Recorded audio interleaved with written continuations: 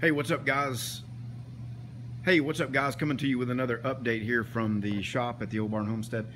Here are the concrete countertops out of the forms, and this concrete countertop mix really worked out extremely well compared to just using the 5500 psi concrete. It was really smooth. I was happy with it. It did have the normal, just voids and imperfections, which is normal. And this is a slurry coat of Portland cement and acrylic fortifier that we mixed up and just wiped it on, pushed it into the void. So we're going to polish this down smooth and then put the sealer on it. And speaking of sealer, just an update, from 3 months ago when we put the concrete sealer on this floor. It's a two-part urethane catalyzed sealer, and it's held up extremely well. I've had to put acetone on the floor in a few cases just to get something up, and it didn't phase the sealer at all. The floor coating I had in the garage, if you put acetone on it, even years later, it would gum it up and start to remove it, and you could tell it was attacking the the acetone was too strong for it. So pretty pleased with that. So we're going to use the same stuff. I had a lot of it left over on that when we get it sanded down here in another day or two, and then we'll be ready to get those installed. Speaking of spilling stuff on the floor, I wanted to show you guys this. I'm starting a taxidermy business in here in case this metal thing doesn't work out, and this is the leftovers from the first animal that we went ahead and killed or started on. I'm only kidding. This is some rust juice out of a pickling solution for some steel that I want to get the mill scale off of for a specific project that's coming up. And I don't know how you guys feel about this. I know a lot of you guys are fabricators and you are employees of other companies, but it's one of my goals, and what I found managing people for years is that if you can let your employees kind of allow them some freedom on the ideas in which they accomplish a task that you give them, they're likely to be more engaged in it and take more ownership of it, and just feel more satisfied in the job than if you tell them, here's what I want you to do, but not only that, here's specifically the way I want you to do it. So I try to do that as much as I can, even to a fault.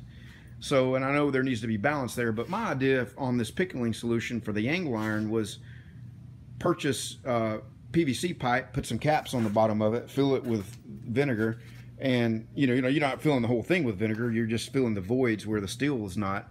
So and my employee said, nah man, well, take that PVC back, which I did take it back, and this is actually some more I just went and bought.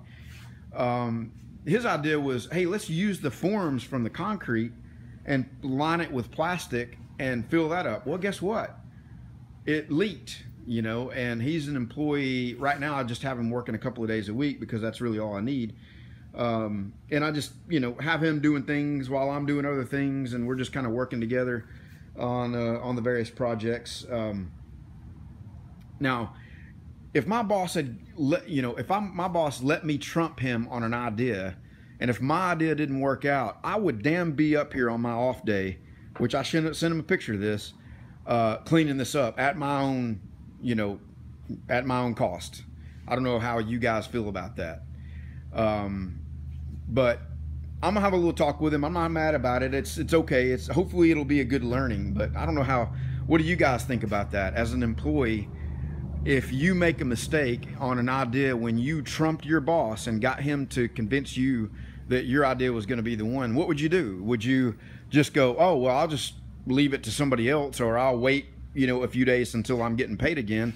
Or would you come in on your off day and spend an hour and clean it up, so that you can continue to earn the right to have your own ideas be the one that gets executed on?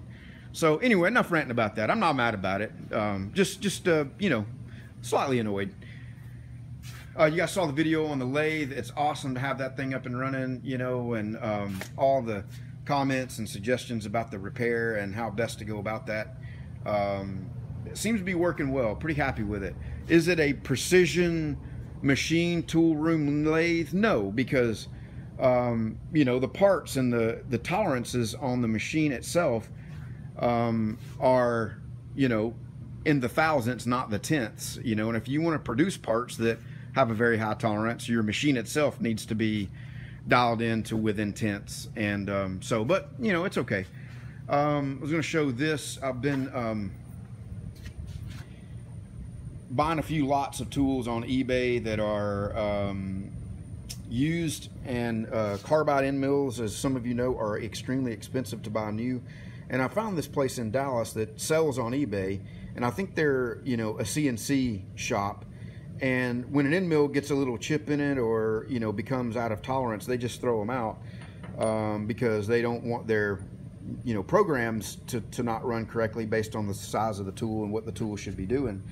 And I'm getting these lots with, like, you know, these are 3 ball nose GAR brand 4-flute carbide end mills. This was like $24 for this. And then here's 2 7/8 inch ones that are also carbide. They're coated as well, but they've got a different style coating on them. And I think that was $19 for those. And if you guys have ever priced these are something like that is probably at least $50 to $70 for a new one, depending on the brand that you get. And then here's some countersinks that I bought used. These were from an old machinist that I think passed away.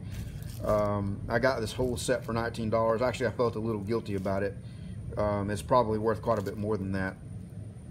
But you can just tell these are older ones, but they've been extremely well taken care of. The edges on them are really sharp.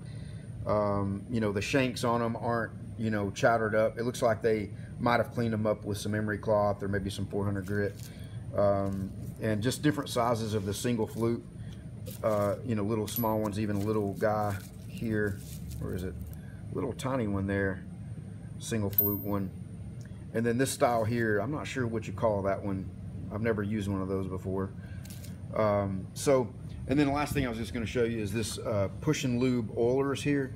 And I thought these were coming with oil in them, but as it turned out, they were coming with grease. And this is the grease I took out of it, and it's like paste, so it must be like extremely old.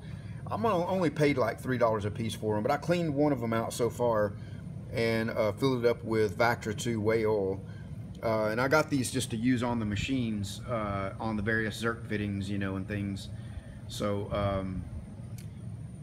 anyway, I'll clean those other 2 out, but I wanted to keep one on each machine just to have it, you know, handy to keep it lubed up good. And oh, I got one more thing here. You guys that do the machining and follow the machining work probably see these in like A-Bomb 79 and other guys have them. A mag back indicator. This is a Fowler brand indicator, and I bought a couple of these Fowlers so far just to knock around, you know, have around on the shop. Are they the most precise? Are they as good as a Starrett or you know, any of the other high expensive brands? No, probably not, but for what I'm doing is going to be plenty. And you know, these are nice on a machine, especially if you don't have a DRO, just to help you with, you know, how far the Z-axis is traveling, you know, the knee's traveling up, or, you know, because you can mount it anywhere and then measure, you know, measure the travel. And you know, on the lathe as well, to set a zero and set stops and things like that. So anyway, we've got a little bit of mess with these forms taken apart. I got to get some of this stuff hauled off. What do you guys think about, you know, not even, I mean, just a tiny bit of that 80-pound bag of Portland cement? That was the smallest I could buy it in. I want to put that out in the barn. I've got one more bag of concrete way over in the corner over there, just to stay on top of this stuff and get it out of here. But I know if I put it out there, it can get damp, and, you know, and that's not good for it. It's not going to be usable.